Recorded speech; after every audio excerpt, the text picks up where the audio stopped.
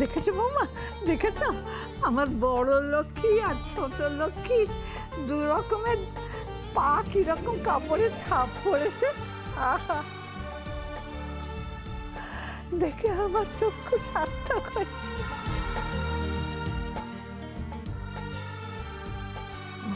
বৌমা, বড়নাথ বউকে ওর দায়িত্বটা এবার ফিরিয়ে দাও। হ্যাঁ মা, তার আগে দিয়া তুমি হিয়াকে নিয়ে রাধা মাধবকে প্রণাম করে এসো, কেমন? হিয়া এসো।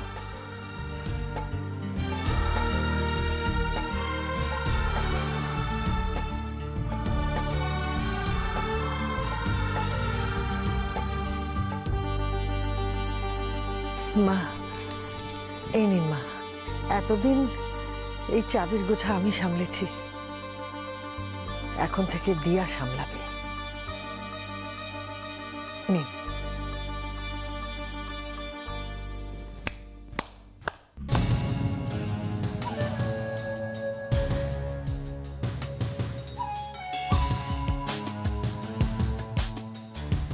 এক্সেলেন্ট।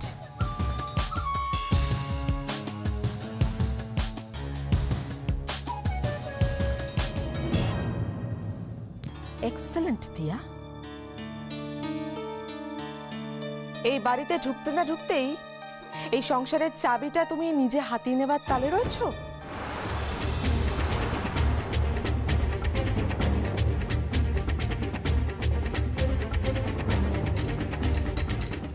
ছর্দি ভাই তো অনেক বদলে গেছিল, আবার কি হলো ছর্দি ভাইয়ের?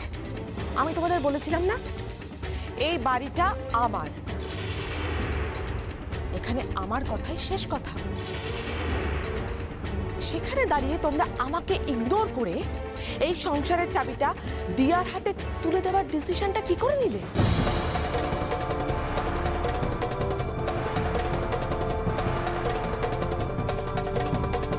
মানে তোমাদের সাহসটা কে দিল?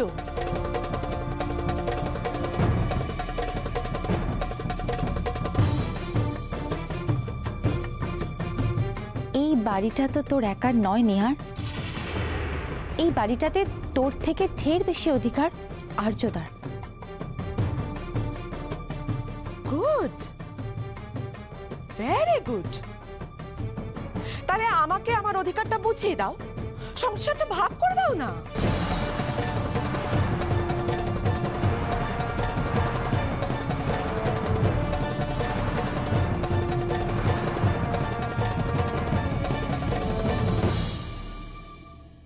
না বলে কই মেয়েটা যে কোথায় চলে যায় না। হিয়া, হিয়া, কোথাও তো দেখতে পেলাম না, ওদিকটায় কোথাও নেই। হিয়া কোথায়? তুমি বেরিয়ে এসো। ও বা ছাদে চলে যায়নি তো? না না মা জননী, মা লক্ষ্মী তো ছাদে নেই, আমি নিজে চোখে দেখে এলাম, নিশ্চয়ই নিচে কোথাও আছে। বিপিন, বিপিন শোনো, বলো না, বলো। তুমি একবার পিছনে বাগানে গিয়ে দেখে এসো তো হিয়া গেছে কিনা ওখানে। যাও যাও যাও, দেখছো নিচে আছে, কিন্তু এতবার করে ডাকছি ও তো ডাকে সাড়াই দিচ্ছে না। উফ, একটা মিনিটও সুস্থভাবে দাঁড়িয়ে থাকতে পারেনি মেয়েটা। এমনি তো শরীরটার যা অবস্থা, আবার যদি শরীর খারাপ হয়ে যায়। হিয়া এত টেনশন করছো কেন? হিয়া ঘরের মধ্যে কোথাও আছে, এদিক ওদিক হয়তো খুঁজে দেখলে খুঁজে পাওয়া যায়। আমি দেখছি, দাঁড়া, হয়তো খাটের তলায় লুকিয়ে আছে নাকি, আমি এবার দেখছি। হ্যাঁ চ, আমিও তো। কোষা, তুমি আমাকে খুঁজছিলে?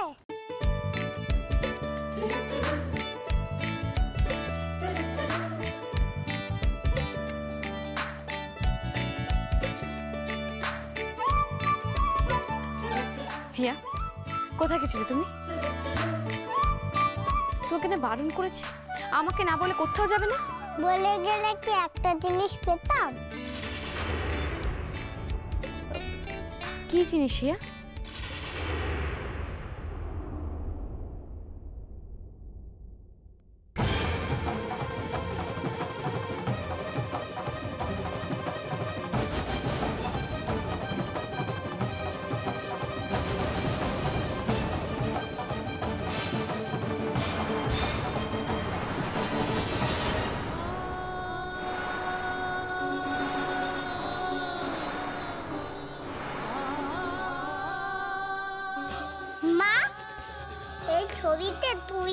কোশ্চেন, বড় বউ সেজেছিস কেন?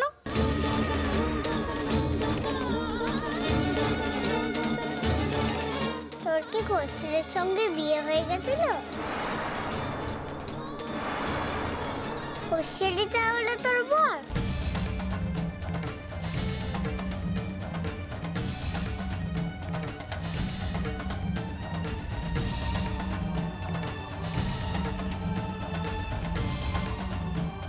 এই মা, তুই আমার কথা উত্তর দিচ্ছিস না কেন? এই ছবিটাতে তুই তো লাল বেনারসি পরেছিস, একদম বইয়ের মতন। মাথায় মুকুট পরেছিস, তোর পাশে কোষের দাঁড়িয়ে আছে। তাহলে কোষের কি তোর বর মা?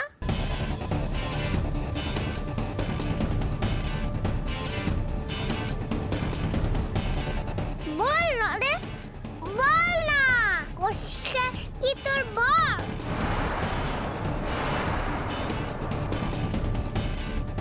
আবার চুপ করে আছিস তুই, বল না কোষের কি তোর বর?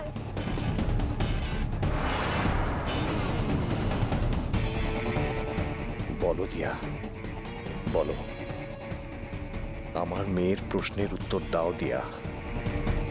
অনেক বছর ধরে আমার এই কান দুটো বাবা ডাক শোনার জন্যে তড়পাচ্ছে দিয়া। আজ আমি হিয়ার মুখে বাবা ডাক শুনতে চাই। তুমি হিয়ার প্রশ্নের উত্তর দাও।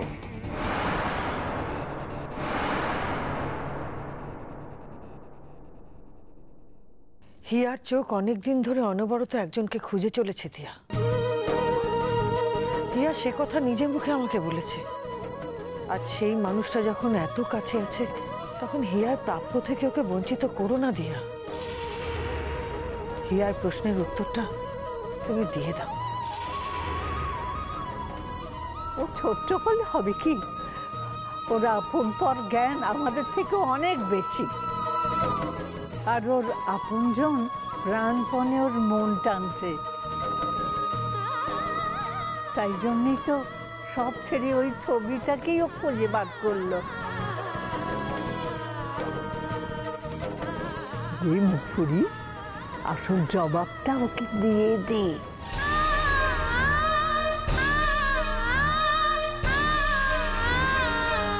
দিয়া, দিয়া, তুমি যখন তোমার মনের সমস্ত রাগ, সমস্ত ভুল বোঝাবুঝি পেরিয়ে এত বড় একটা সিদ্ধান্ত নিয়েছো, এই বাড়িতে ফিরে আসার সিদ্ধান্ত নিয়েছো, তখন শেষকালে এসে আটকাচ্ছ কেন বলো? হিয়ার মনের যত কৌতূহল আছে সবকিছু মিটিয়ে দাও না, ওকে আর্যদার পরিচয়টা জানিয়ে দাও না। দেখো দিয়া, আমরা প্রত্যেকে কিন্তু ওই হিয়ার মুখ থেকে কোনো না কোনো ডাক শুনেছি। আমি কাকাই, মেজ বৌদি মণিমা, মা ঠাম্মি, আর ঠাম্মি হচ্ছে ভালো ঠাম্মি। তো ওই একটা মানুষ কিন্তু হিয়ার কাছ থেকে এখনো কোনো ডাক শোনেনি। বড় ভাইয়ের মনের কষ্টটা একটু বোঝো।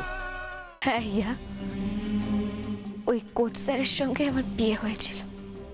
ওই কোচ স্যারই তোমার বাবা। বাবা? আমার বাবা?